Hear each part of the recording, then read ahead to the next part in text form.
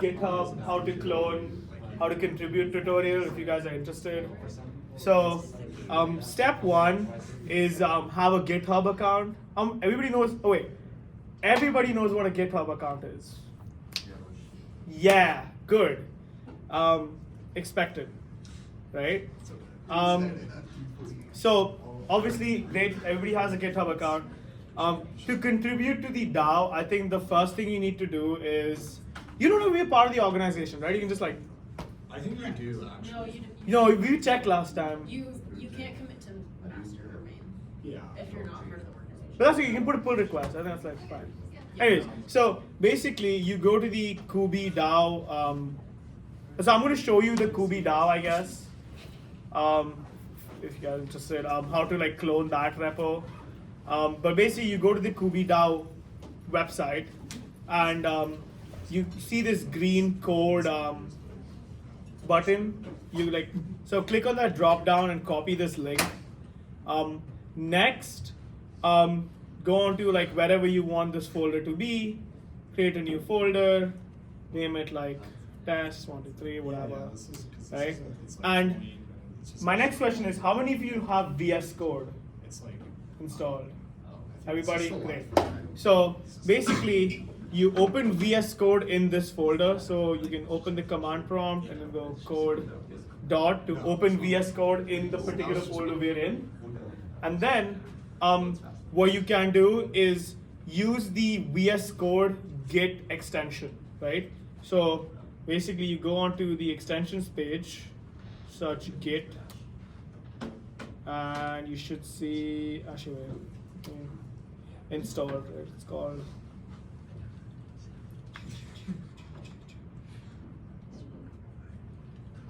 okay, never mind, it's not an extension, it's native. Good. So Git is natively built into VS Code, which is awesome. So what you can do is just click clone repository, and now the link that you copied from the website, just paste it in here, click enter, go onto your desktop, look for test 1 2 3, and just select as repository destination, and bam, that's it. You clone the repository. I guess I'll do it. So you then click open, and this is the repository cloned onto your local system. Any questions till here? Yes? What's the point of cloning a Git repository? Good question. So basically, on the GitHub website, we only have the repository hosted, which means all the code is just hosted on some GitHub server. We cannot change the code that's on the server unless we change some code locally and then send it. And in order to work on the code, you make a local copy of it, then make changes to that code and then commit those changes. Awesome.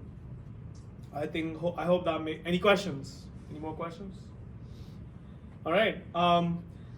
And I guess to please run this once. You open the terminal, and oh my God, you need to explain package managers. As that's also something, right? So everybody knows what CD is, right? Change directory. Okay, awesome. CD my app, and then you go yarn install to install all the necessary packages, so all the overhead. And basically, if you ever see a warning, just ignore it. Okay, you don't listen to warning. Yellow text is like ignorable. Only when there's red text in the terminal, that's when you got to do something. Everything else is fine. Okay, trust me. Yeah, and then now that you have everything installed, just click yarn run dev, and I think that should host the KUBI DAO on a local port. Does this work for the website too? Yep, exact same procedure. Whoa, never mind. Do you need the ENV links right now? Oh yeah, good, that's correct. I wonder if the KUBI website, that would be easier to show. That's true. I could do that. Yeah, we can just do that. So let's repeat. I'm just gonna delete this. Okay. Anyways, while this is happening, if we go to the KU blockchain GitHub page, and then to repositories, and then to KUBI website, right? Same procedure. We sort of copy the. So you essentially copy the web URL to clone the repository. I think this will happen. Okay. So we continue. I'm just gonna ignore this for now. Make a new folder. Well, okay. Also, making the new folder part is completely optional. If you want to put in an existing folder, that's also very like normal and applicable. I'm just doing this just so that I can like delete it easier later because I've already cloned this before. So we can open VS Code in this folder or even not in this folder, doesn't matter. Click open clone git repository. Clone the repository in whatever destination we'd like. Yep. And then now that we're in this repository, we open a terminal, and now we do something called. So basically, each website has a lot of dependencies that are essentially software pieces that the website cannot run without. The website depends on these dependencies, and thus the name. And the way these dependencies are generally listed or stored is in the form of something called package.json. And long story short, it is essentially just a list of all the dependencies required. That's all. That is the, like, long story short, that's all it is. So using and we use something called package managers to sort of install those dependencies. So the command would, in this case, the command would be yarn install to install all the required dependencies one by one for this website, so that when I try to run it, I have everything ready for it already. Does everybody have npm installed? Node? Have you heard of the word node? Not in like 268, but like normally. Yeah, what's up? The yarn install is not working on my system. Okay. Fair point, yes. Did you run it like just now and it didn't work, or like? Yeah, just now. Have you? Because you do have to You- like, add it to your system. So, okay, do you have npm? Maybe. Let me check. Okay, so type npm -v. So like, I think, pretty sure. Yeah, I do. Okay. 26.6. All right, so now type npm install yarn. Yarn. Actually, you know what? We'll do this after my thing. Like, I'll come to you separately and explain to you. Sounds good. Yeah. So basically, we yarn install to like install the dependencies, and then we can go yarn run dev to launch like a development build. We click this.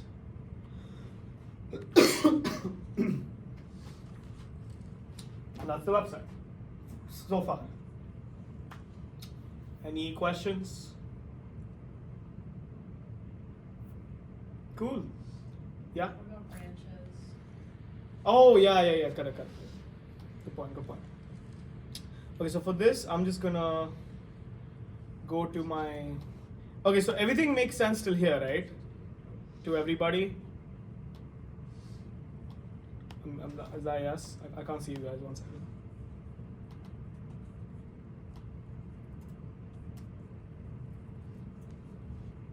Okay. So basically, to commit code onto the GitHub repository, you do something called make your branch. Okay. So, everybody knows what Git is, right? Somewhat, some idea, right? Like stores snapshots of your program at each sort of commit instance, right? And basically, to make development easy and to ensure that if something breaks while developing, it doesn't affect the main development build. What you do is we are working currently on the main branch, right? Can you see my like cursor down here, right? So that's the branch that gets deployed onto the internet. So to make changes onto the website, what we must do is commit, right? So before committing, the just general rule of thumb is make a separate branch for yourself. Okay. So does anybody want to tell me what's the command to make a new Git branch? Check out. Git, almost there. Git branch. That's right. Git branch what? Branch name. Git branch, check out, Yeah. So Git branch is to check. Oh, never mind. Not a Git repository. Lovely. Oh, that's right. Wait. Okay. So now if we see Git branch, we know that we're on the main branch right now. So what we do is we make a new branch. Git branch. Test stage. That's great. And now we see that there's two branches, main and test stage. So now what we do is we check out to the test stage branch, right? So you go git, check out, test stage, right? Now, if we now click git branch again, what happens is we see you see how this star is now on test stage. That means whatever changes we make are now on test stage. Then we can make whatever change we like so. Say insert this test change for git stuff, right? And you save it, right? Okay. That's fine.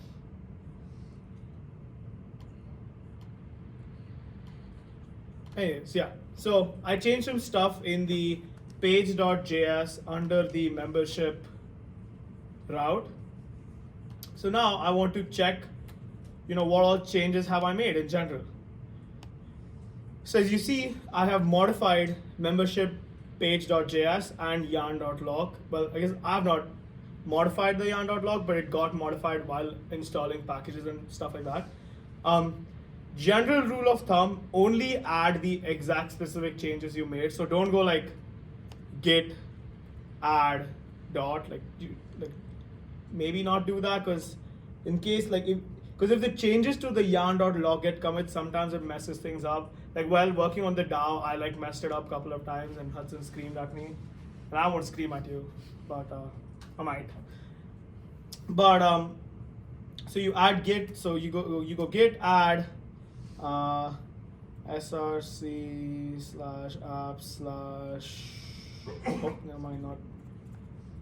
So you go src /app, actually, yeah, src membership. Okay, I'm lazy. So src /app/ membership /page.js.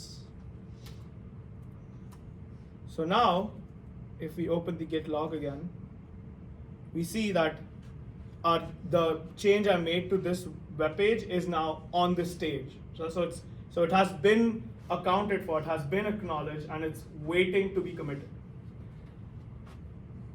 Once I make all my other changes, then I can sort of commit it to my branch. So I can go git commit, and I put a message in, fixed stuff. Please, please, please do not keep your git message or commit messages this way, because fixed stuff means could be everything. Could be fixing the whole website or changing one thing. I'm just I'm making this deliberately ambiguous just to show you what not to do. And so you commit it, and now if you see that this is not it's not there anymore. The change is out of the log. It has been committed, the change has been done, right? Now I want to push these changes onto remote, right? Because our code is now still stored on the remote server, and we still want to send our local changes to that remote server. So for that, we could just go git push, and then it'll tell you this stuff, and it's essentially just, it's a lot of jargon, but just do what VS Code says at this point of time. But what this is doing is it's pushing this branch to the origin of the remote server, and it's this command is to make that the default or whatever. and then you send it, and oh, I don't have permissions to the repository.